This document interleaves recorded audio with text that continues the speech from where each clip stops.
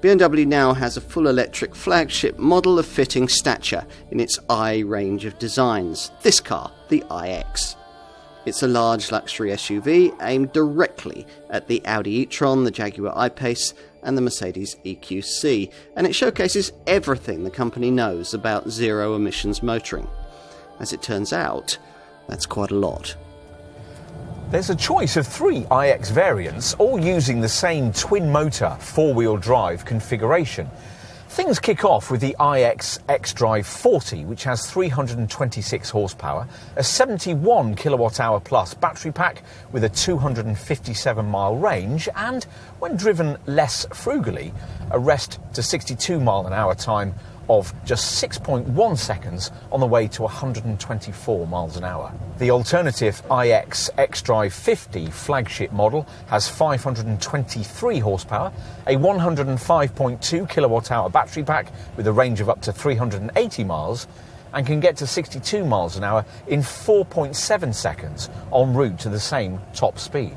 The summit of the iX range is marked by the M60 version, which uses the same bigger battery as the 50 series model, but mates it with an even more powerful 619 horsepower electric motor total output, delivered with up to 1,100 newton meters of torque. The range reading, 357 miles, is still acceptable, and 62 miles an hour flashes by in just 3.8 seconds on the way to an electronically limited maximum of 155 miles an hour. Across the iX range, BMW wants to set a fresh handling standard for large luxury EV crossovers in this class. So great efforts have been made to trim weight from the aluminium-intensive chassis, which isn't completely bespoke for EV use, but has a unique carbon cage mounted upon it for the main body structure.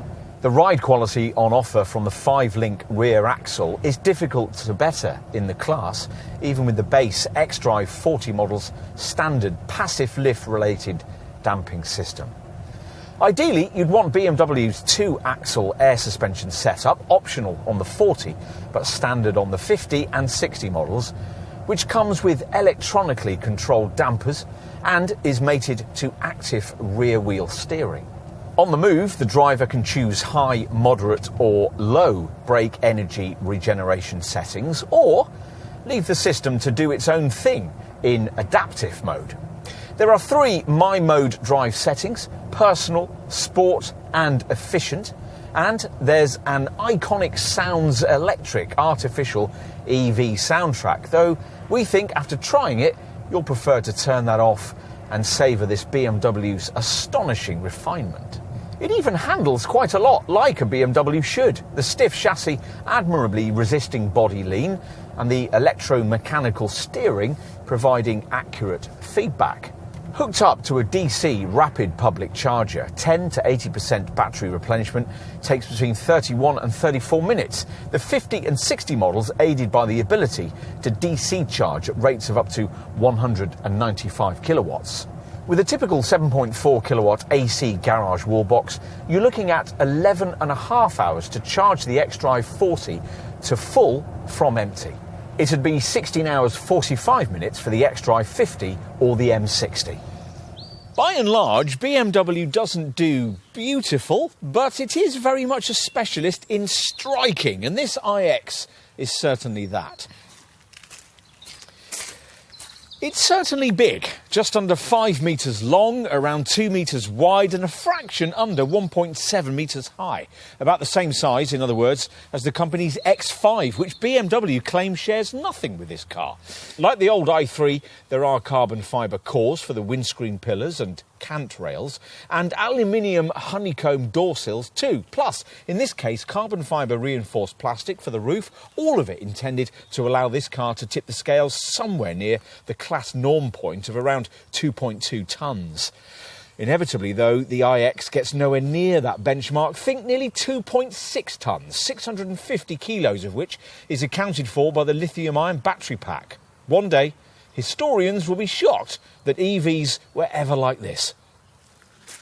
For right now, though, shock is exactly what unsuspecting fast-lane dawdlers will feel when they suddenly find this huge kidney grille bearing down upon them at warp speed.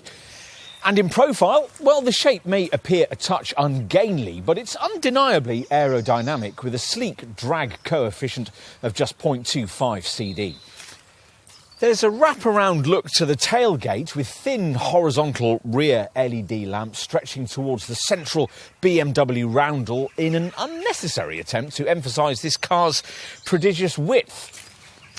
Time to take a look inside. According to its maker, this car was designed from the inside out, the focus being on what the Bavarian brand calls its lighthouse interior.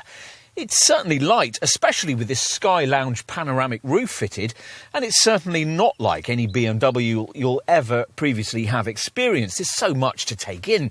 This curious hexagon-shaped polygonal steering wheel is difficult to ignore. Your main point of control is a rocker switch for gear selection, and even in a screen-dominated era, the live cockpit professional setup's gently curving, slither-like joined curve display is unusual, apparently floating above the angular dash and incorporating a 12.3-inch instrument setup and a 14.9-inch central infotainment screen.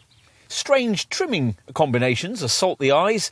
There's a button rather than a handle to open the door, and you sit almost Range Rover high, though here, of course, the raised floor is there for quite a different reason. These unusual quilted leather seats with their plant-based upholstery and integral head restraints set upon it.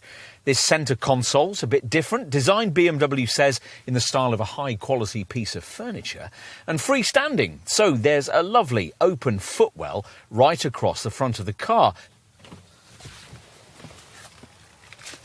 Right, let's move rearwards. Now, despite the fact that there's over 3 metres between the axles here, BMW has elected not to make this a 7-seater, so you'll need to choose a Tesla Model X in this class if that's what you need. Still, that decision ought to benefit Backseat Room. And sure enough, it feels properly spacious back here, aided by these rear quarter-light windows and the kind of completely flat floor that you'd have to do without in rival Porsche Taycan or Audi e-tron GT models, where the centre transmission tunnel, banished here, is excessively high.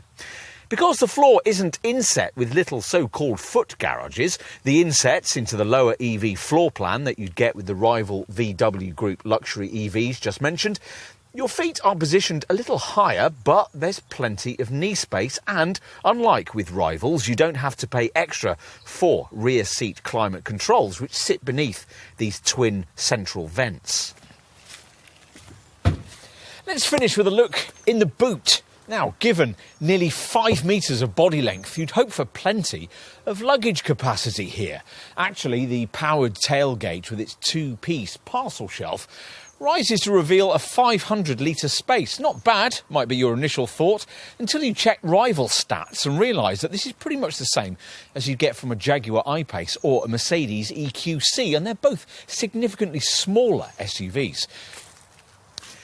If you need more space, then activating these cargo sidewall catches flattens the main part of the rear bench.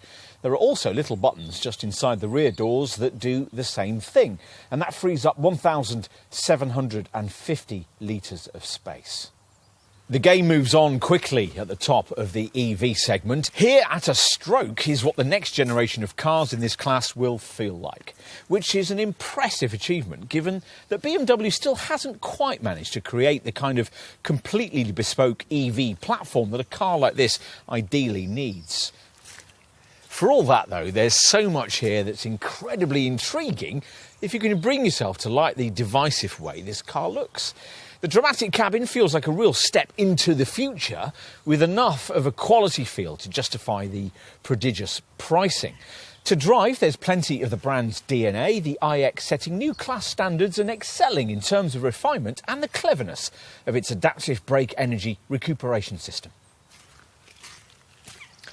Much more's to come, of course, in terms of technology in this era, and in half a century we'll still look back at cars like this as dinosaurs. But right here, right now, for the extremely well-heeled family EV fanatic, this is where it's at.